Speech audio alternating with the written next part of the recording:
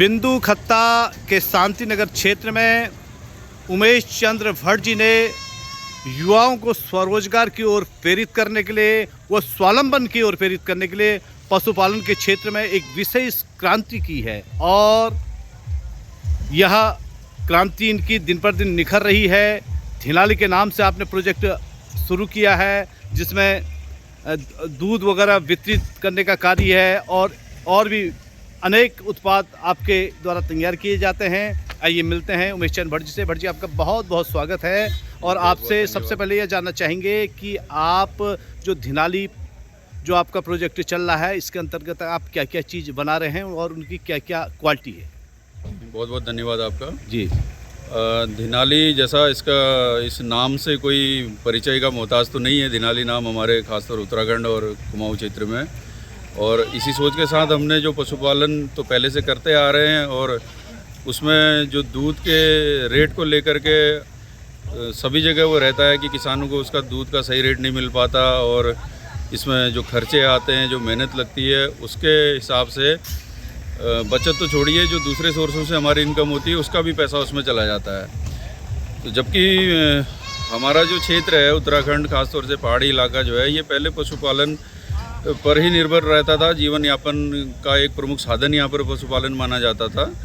तो जैसे जैसे अब दूध का रेट नहीं मिलता किसान को और आने वाले जो रॉ मटेरियल है उसमें इतने खर्चे बढ़ गए हैं, तो अब इसे करना बड़ा मुश्किल हो गया है। पशुपालन को सुचारू रूप से चलाना सभी के लिए बड़ा मुश्किल हो गया है। तो इस पर हमने काफ़ी प्रयास किया। पहले सहकारी संस्थाओं को हम दूध जो देते थे उनसे भी काफ़ी कोशिश की कि उस माध्यम से कुछ उसमें बढ़ोतरी हो या किसान के जीवन स्तर में कुछ सुधार आए, कुछ पैसा अच्छा मिले।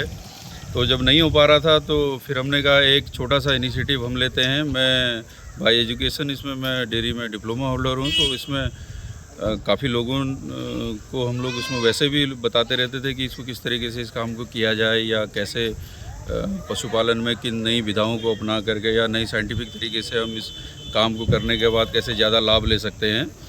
तो हो क्या रहा था कि वो उसका इम्प्लीमेंटेशन उस तरीके से नहीं हो पा रहा था जैसा हम चाह रहे थे या जैसा होना चाहिए था।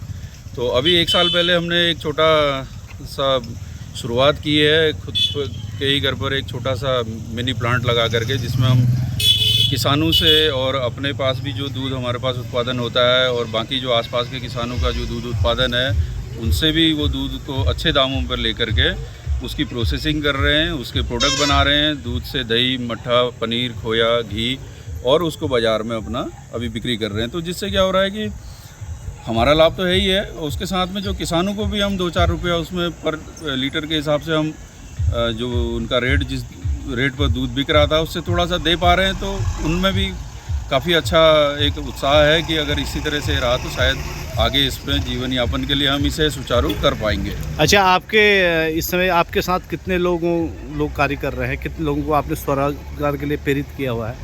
अभी डायरेक्ट और इनडायरेक्ट अगर हम बात करें तो करीब हम 150 लोगों के साथ अभी इस काम को चला रहे हैं। बहुत सुंदर। जिसमें से 100 से 125 लोग तो वो हैं जो उत्पादक हैं, जो दूध का उत्पादन कर रहे हैं और जिनसे हम दूध की खरीद कर रहे हैं।